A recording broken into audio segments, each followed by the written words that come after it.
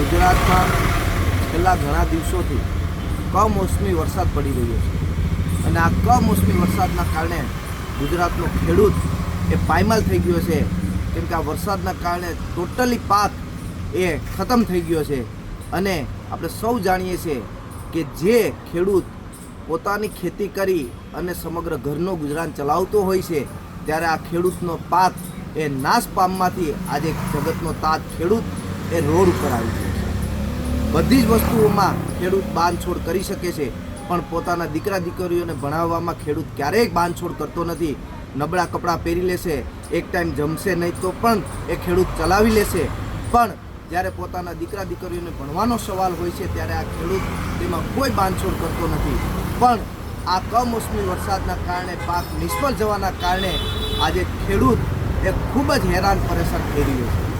એક વિદ્યાર્થી સંગઠન તરીકે આજે અમે સરકારને એક માંગ કરીએ છીએ કે જે આ ખેડૂતોનો પાક નિષ્ફળ ગયો છે, ખેડૂતો પાયમાલ થયા છે, એ ખેડૂતોના દીકરા દીકરીઓની 1 વર્ષની ફી એ સ્કોલરશિપ પેટે સરકાર ચૂકવે, જેનાથી આ ખેડૂતને થોડી ઘણી પણ એક રાહત મળે એવી એક માંગ છે. કેમ કે અત્યારે જગતનો તાત એ ખૂબ જ હેરાન થઈ રહ્યો છે. અત્યારે ખેડૂત પાસે કાંઈ જ નથી, ત્યારે સરકાર એની વારે આવી અને એના દીકરા દીકરીઓની જેમ SC/STના વિદ્યાર્થીઓને સ્કોલરશિપ મળે છે, તેમાં ખેડૂતના દીકરાને પણ 1 વર્ષની સ્કોલરશિપ આપી અને સંપૂર્ણ ફી એની ભણતરની એ સરકાર ચૂકવે એવી એક NSUના સંગઠન તરીકે અમે માંગ કરીએ છીએ.